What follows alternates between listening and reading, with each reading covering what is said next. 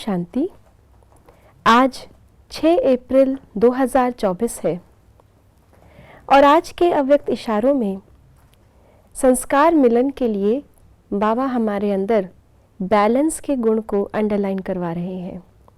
Balance, जिसे योगी की परिभाषा में स्थित प्रज्ञ भी कहा गया, गीता में भी इसका वर्णन है और वैसे भी दुनिया में कहा जाता है निंदा स्तुति मान अपमान में एक समान जो रहे वही योगी है। तो ऐसे योगी बच्चों के प्रति आइए सुनते हैं बाबा के आज के अव्यक्त इशारे। 1-2 के स्नेही तब बनेंगे जबकि संस्कारों और संकल्पों को 1-2 से मिलाएंगे। लेकिन ध्यान रहे, आपकी स्थिति स्तुति के आधार पर नहीं हो, नहीं तो डगमग होते रहेंगे। कई बच्चे जब कुछ करते हैं तो उसके फल की इच्छा रखते हैं। स्तुति होती है तो स्थिति अच्छी रहती है। अगर कोई निंदा कर देता है तो निधन के बन जाते हैं। अपनी स्टेज को छोड़ 1-2 से किनारा कर लेते हैं।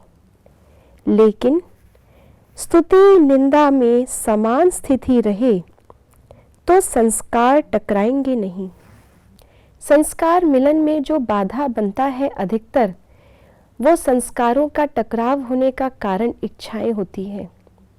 इच्छा हमेशा मनुष्य को एक बहुत ही रियल सिचुएशन से अलग एक अपनी ही दुनिया में ले चलती है और अगर वो दुनिया रियल दुनिया से मैच नहीं होती तो उस इच्छा के टूटने के कारण व्यक्ति की स्थिति भी टूट जाती है, डगमग हो जाती है।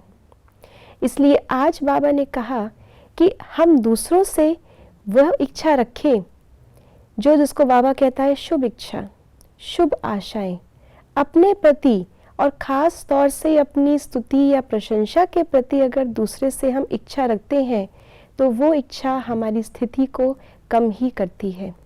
शुभ इच्छाएं, दूसरे की उन्नति की इच्छाएं, ये हमेशा हमें संस्कार मिलन की ओर ले जाएंगी।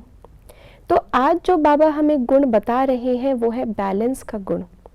जिसके अंदर इच्छा नहीं है वो ना तो स्तुति पर बहुत हर्षित अपने आपे के बाहर हो जाएगा और ना ही वो निंदा होने से दिल शिकस्त होगा। एक बैलेंस्ड आत्मा ये जानती है कि मैं आत्मा इस रोल को निभा रही हूँ। अगर रोल में कुछ ऊपर नीचे होता है तो मेरे पास दूसरा मौका भी है उसको ठीक करने का। भले ही ड्रामा में वो सीन दोबारा नहीं आएगी, लेकिन फिर भी मैं अपने उस किरदार को दूसरे सीन में और बेहतर बना सकती हूँ।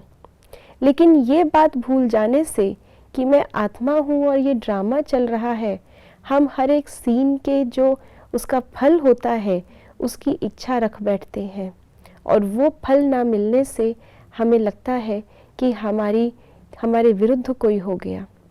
इसलिए जैसे बाबा ने भी, मम्मा ने भी हर बात को सहन किया। महारथी बच्चों से भी बहुत पेपर आए, लेकिन बाबा मम्मा ने हर बात को सहन किया और हमेशा सबके प्रति शुभ इच्छा रखते हुए अपनी हद की इच्छाओं को ख़त्म करके हर बात में बैलेंस्ड बने। ऐसे हमें भी संस्कार मिलन करने के लिए बैलेंस रखना है। ओम शांति।